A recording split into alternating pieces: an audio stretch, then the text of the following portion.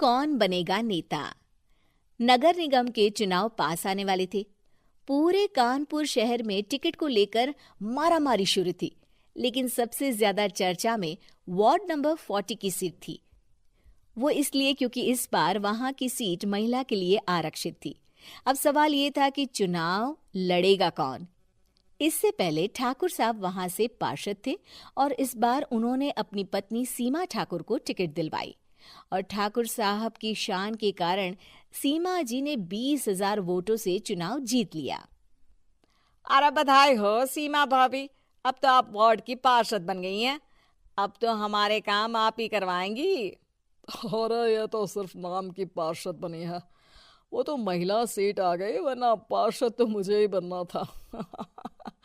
अब भले ही चेहरा इसका होगा, लेकिन पावर तो मेरी ही होगी। अरे वाह भाई साहब, क्या दिमाग लगाया है आपने भी। आइए आप लोग, खाना लगा दिया है सबके लिए। सीमा जी पार्षद बन चुकी थीं, फिर भी उनकी एक ना चलती। सारे काम ठाकुर साहब खुद ही संभाल लेते और जहां जरूरत पड़ती वहां सीमा जी का अंगूठा लगवा लेते। सीमा जी ज्यादा पढ़ी लिखी भी नहीं थी। एक दिन ठाकुर साहब और सीमा एक प्रोग्राम में जाते हैं। अरे ठाकुर साहब, आप आ गए। ओहो, पार्षद मैडम भी आ गई हैं। स्वागत है आप दोनों का। लगता है हमारे पार्षद फंड का सही इस्तेमाल हो रहा है। चलिए अब उद्घाटन करते हैं। ये लीजिए ठाकुर साहब कैची, आप ही सबसे पहले प्रवेश कीजिए। सब लोग आगे निकल जाते हैं और सीमा जी पार्षद होने के बावजूद भी पीछे खड़ी रह जाती हैं। वो देखती हैं कि वेलकम बोर्ड पर उनका नाम है, लेकिन महिला होने के कारण कोई उनका सम्मान नहीं कर रहा। अगले दिन एक आदमी उनके घर आता है। अरे ठाकुर साहब नमस्कार। कल ना हम नोटिस किए कि हमारा घर तो अवैध है और नगर निगम वाले उसे तोड़ने आ रहे हैं।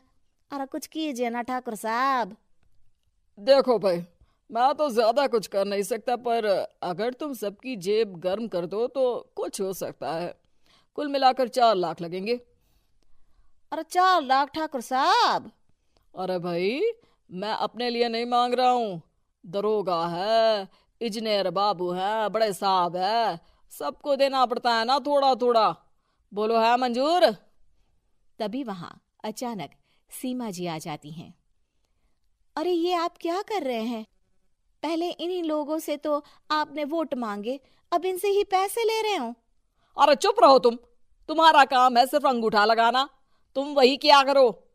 मुझे दूसरे काम तुम मत सिखाओ, समझी? और तुम ना जाओ, अब पैसे लेकर आओ, वरना जेसीबी किसी भी वक्त आती होगी। सब कुछ ऐसे ही चलते रहता है। एक दिन सीमा जी और ठाकुर साहब को एक लोकल मीटिंग में बुलाया जाता है। वहां पर कई और अधिकारी लोग भी मौजूद रहते हैं।